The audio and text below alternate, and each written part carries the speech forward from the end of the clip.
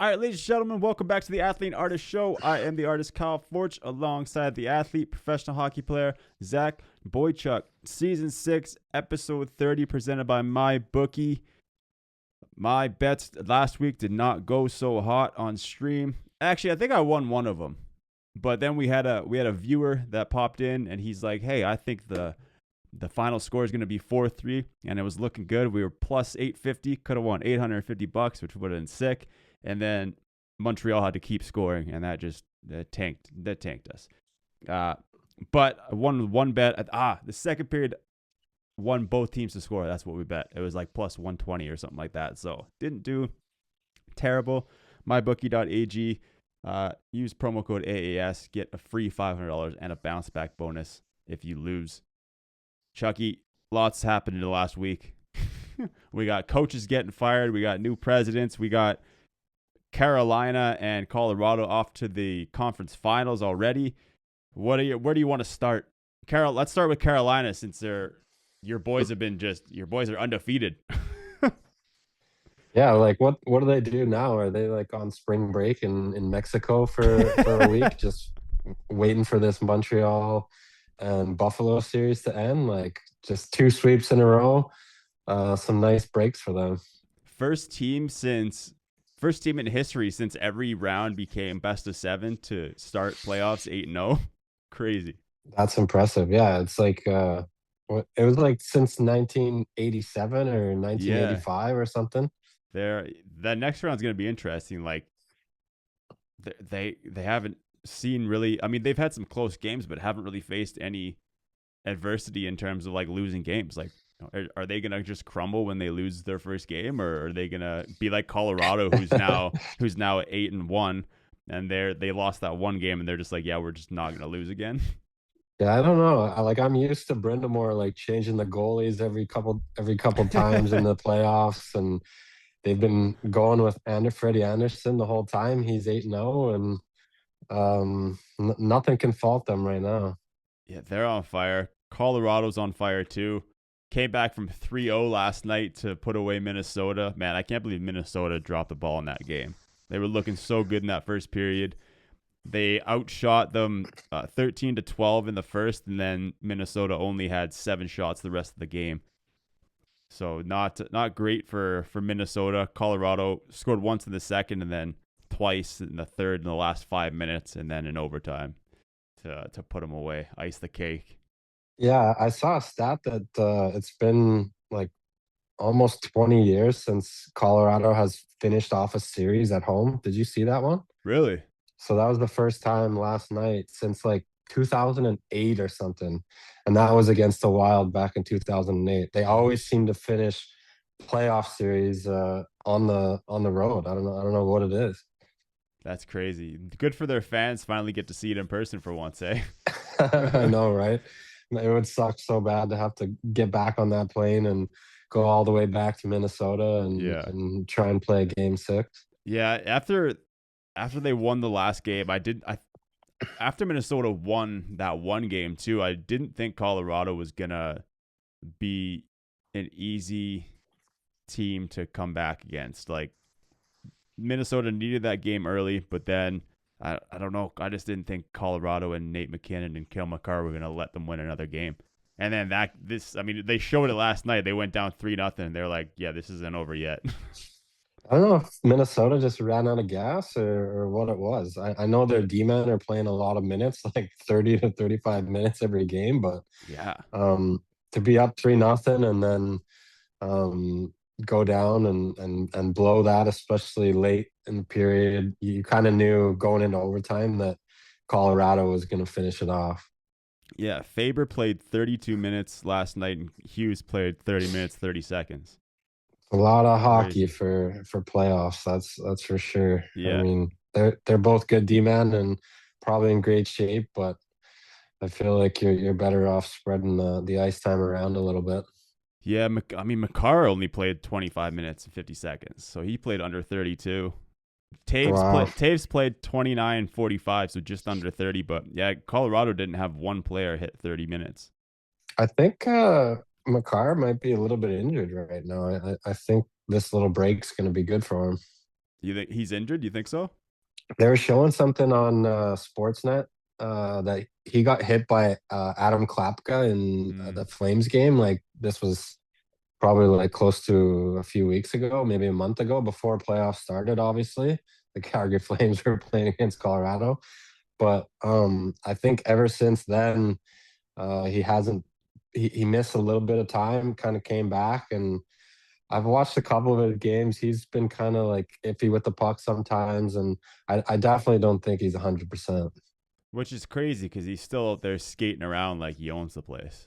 Like Yeah, he's still a dog, but like last night, what was it there? The first goal that Colorado got, maybe was that the one that McCarr kind of set up in the second period there. Um, he just entered the zone, zoomed around the net, zoomed around another guy, took a shot. I was like, holy fuck! Like, can you get in this guy's way at all? He's reminded me of Junior again. back in Brooks, eh? Yeah, dude, just he can do whatever he wants out there.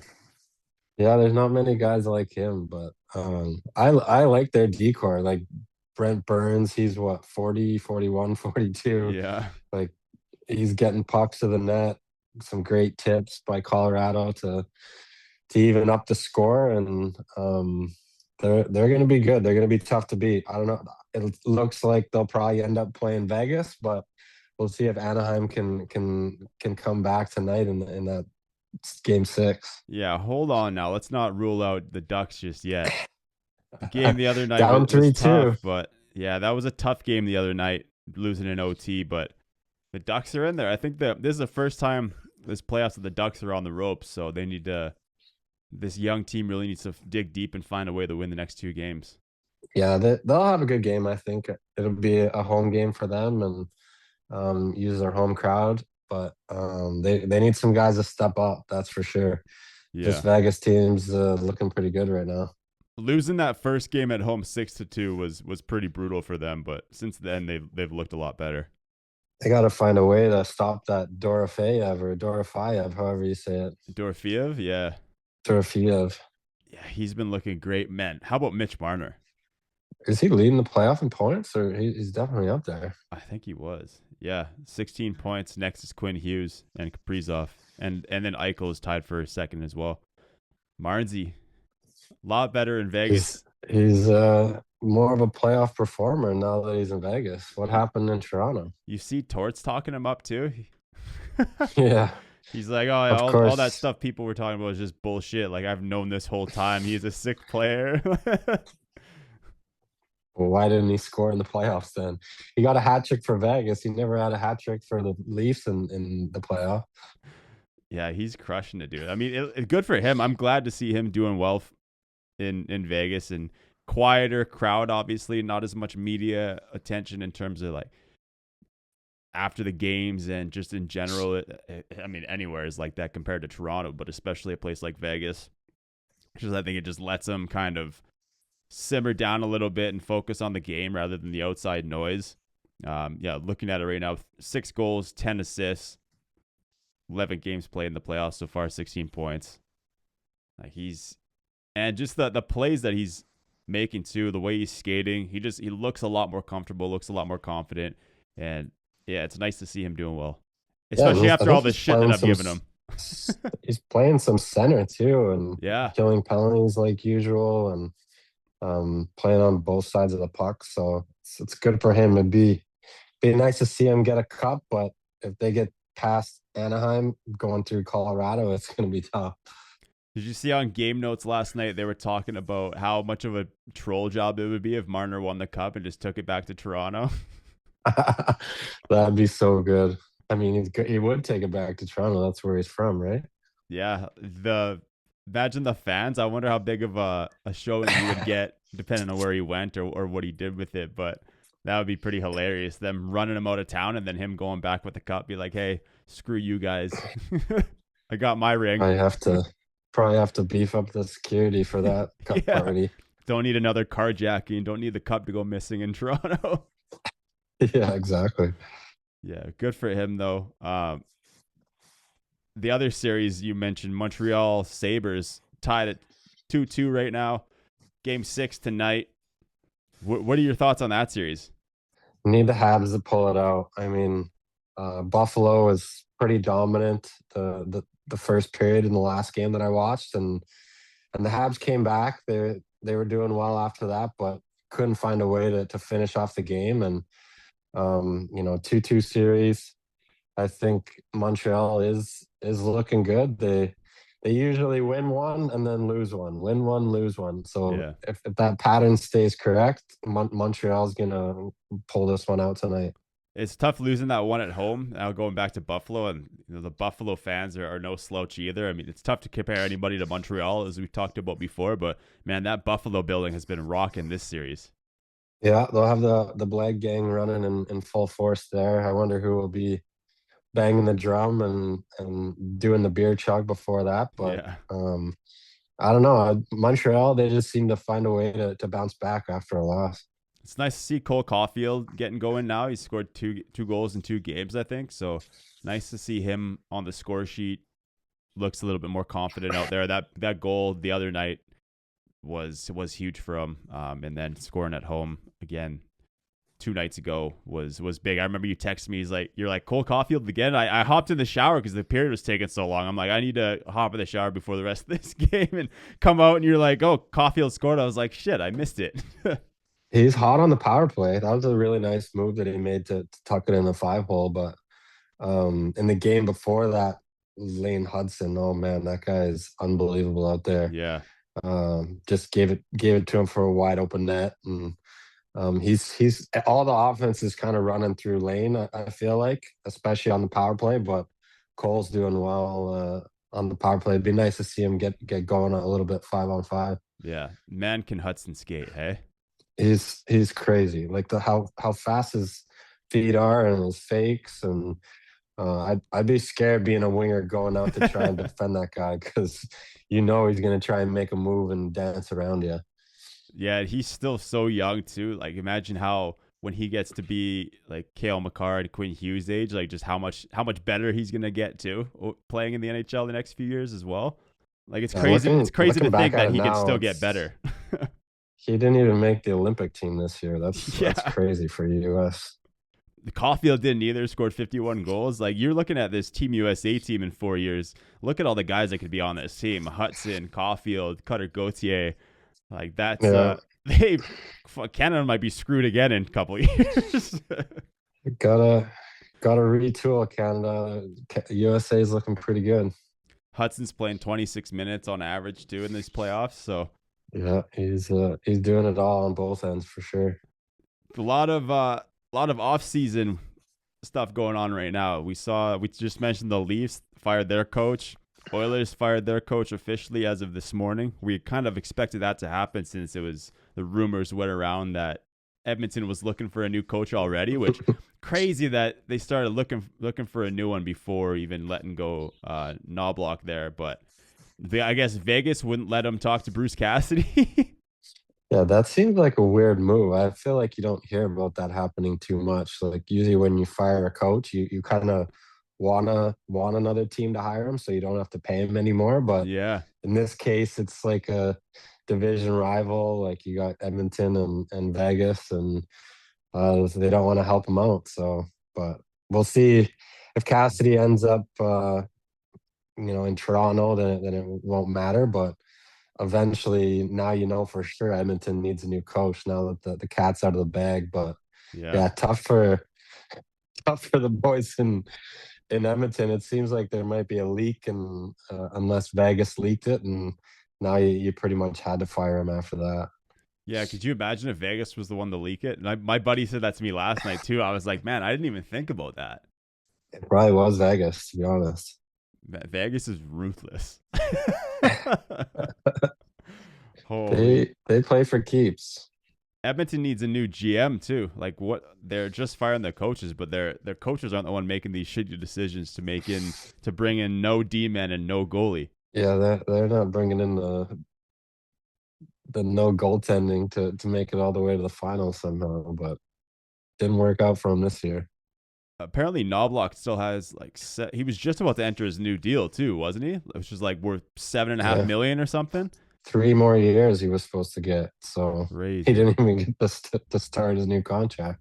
But they still have to pay him, Yeah, which is unless he finds a deal somewhere yeah. else. But Imagine just sitting at home watching the games, making 7.5 million over the next 3 years. That'd be nice. it's crazy. Yeah, and a lot of the coaches will go like do TNT stuff or Yeah. Sportsnet or talk on uh, talk on different radio shows and probably make some money. So it's a pretty good gig for coaches if you're making that much money to not coach. Babcock was still getting paid by the Leafs when he went to coach for U of S for the year or whatever he was there. Like they didn't. He went to Yeah, coach that's there for true. free. Like they didn't even pay him. Crazy. Still getting paid by the Leafs. Canucks brought in the Sedin sisters as co-presidents. Johnson as GM.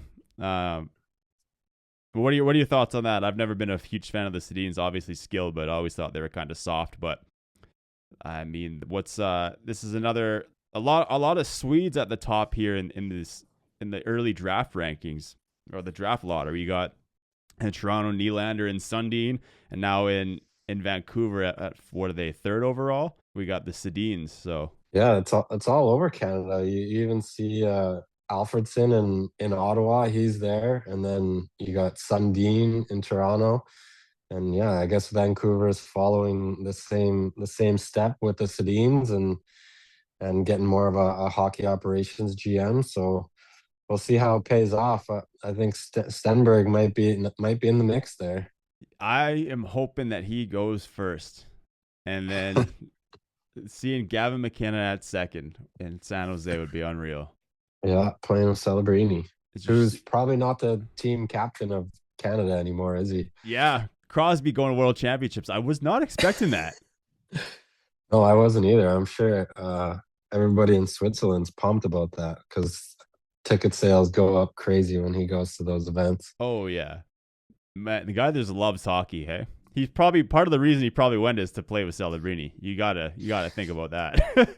Yeah, I could see it for sure. I mean, he probably doesn't know how many years he has left, so he's taking every opportunity. And he missed a little bit of time with that knee injury, and obviously last year's World Championships didn't go great, and Olympics. the Olympics didn't end up getting the gold medal. So if it'd be another kick at the can to try and get another gold, and you got to give him the captain right when he shows up. It was cool to see Celebrini with the C for those first few games, but you got to think even if they weren't gonna switch it, Celebrini was probably the type of player who's just gonna take that C off his chest and put it on Crosby's sweater himself.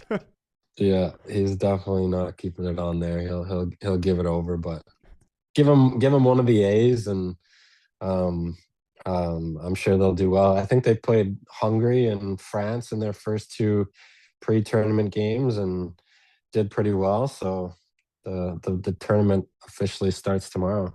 No Zach Boychuk though, so they're missing a key part of the team.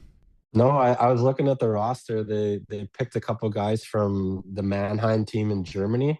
I Okay. don't know if they were playing like in that area or what the deal was there, but I know Germany played against the States in a pre-tournament game, and that was in Mannheim. And then a couple of the Mannheim guys went for Team Canada, and I think that was Renouf and O'Donnell were two of the guys, and then they took a guy from Cologne who lost out in the second round.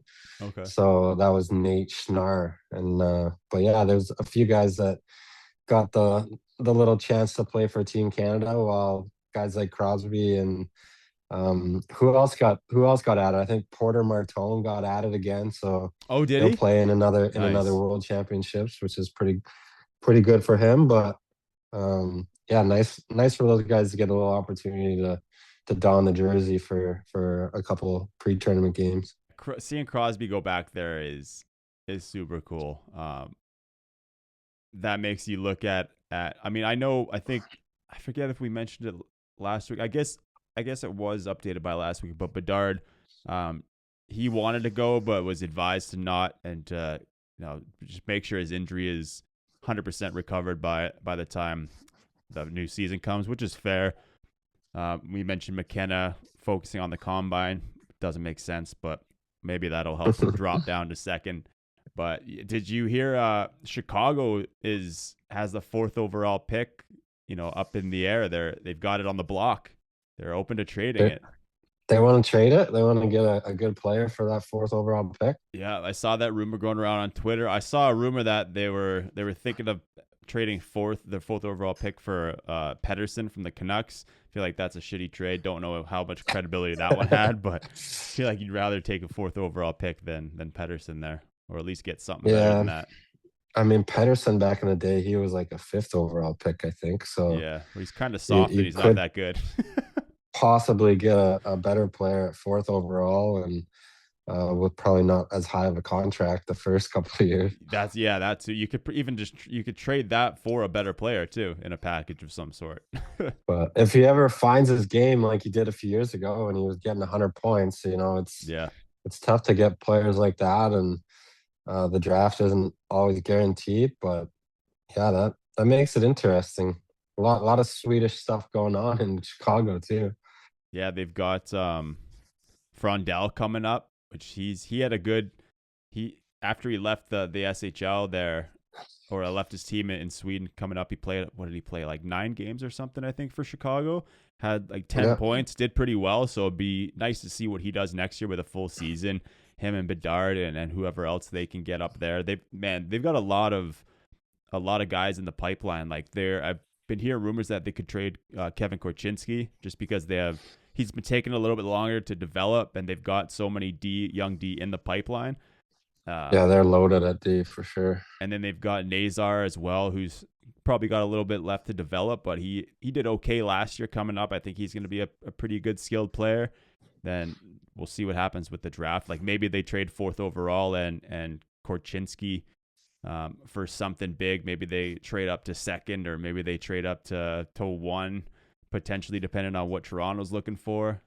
Yeah, they're close. They're in the mix. I mean, a couple pieces, and hopefully Bedard is healthy for the whole year next Yeah. year. And you never know. I like their goaltending.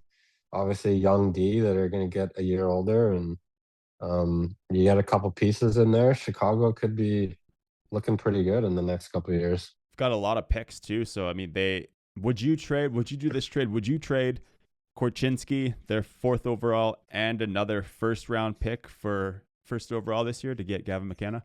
Yeah, I would. Why not? If you think that's your guy and you want him to play with Bedard, and I think right now Bedard's probably number one center. Frondell, he's a centerman, right? Yeah. Second line center. I feel like they got to So move Bedard to the wing. Like Frondell should probably be center, Bedard should play on the wing.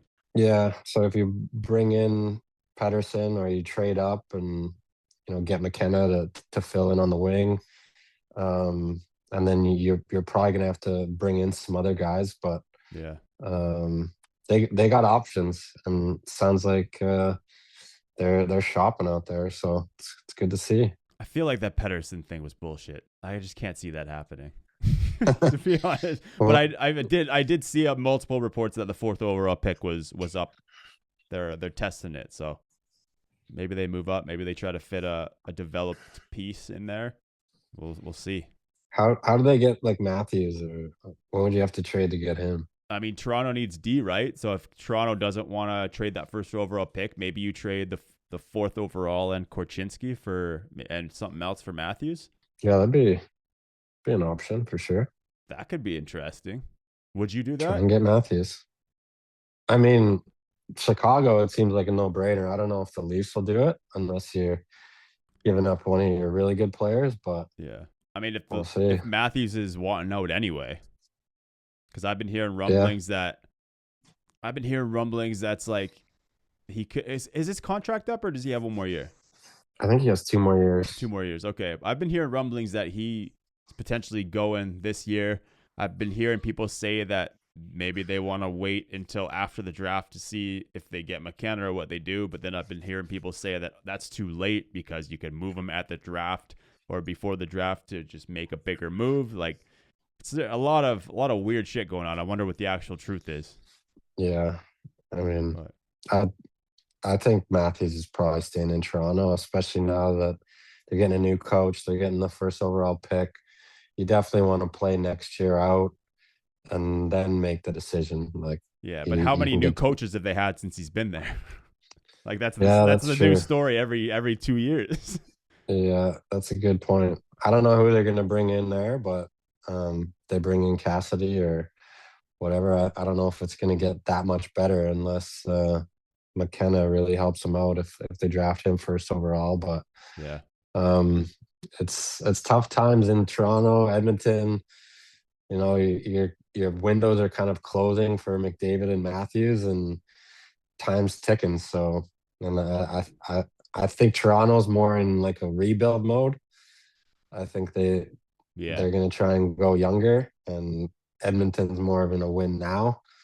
But both both places are in tight, tough positions with their star players potentially leaving. Yeah. I think you're right about Toronto. It's got to tear everything down and rebuild, especially with that first overall pick. Edmonton, I mean, Draisaitl's building a new house, so I mean, he seems to think he's sticking around there for a while. But I think McDavid is like, I need to get out of here. Yeah, but if McDavid leaves, Draisaitl's going to be asking out too. Cancel the build, sell the property, and go somewhere Yeah, else. exactly. Connor, where are we See ya. going? Anything else you want to chat about before we pop out of here? No, I think that's pretty good. All right, sounds good. Stream this weekend again. I'll do another watch party. Hopefully, what I guess it's only game 6 tonight or is it game 5? What is this Buffalo series at? Game 5. Game 5. Okay, so we might even have a couple more. So I got Saturday. Okay, yeah. Oh yeah, I got confused because there's no game tomorrow. The other series are already done. So Everything's just waiting for these guys. we Yeah, got no hockey waiting on for. Friday, but Saturday is when I'll probably stream. Man, that's a late game, but Sabres, Canadians at home, Montreal. We'll be streaming there, do a watch party. Man, that's another late one for you, so it might just be me on there, but that's okay. We've had a good crowd for that game, so. Oh yeah, for sure. All right, mybookie.ag, promo code AAS. You can bet on these games. You can't bet on the Lakers anymore because they got bounced, but you can bet on the finals, the NBA, FIFA World Cup coming up as well. Use promo code AAS, get free $500, and we will see you guys next week. Peace.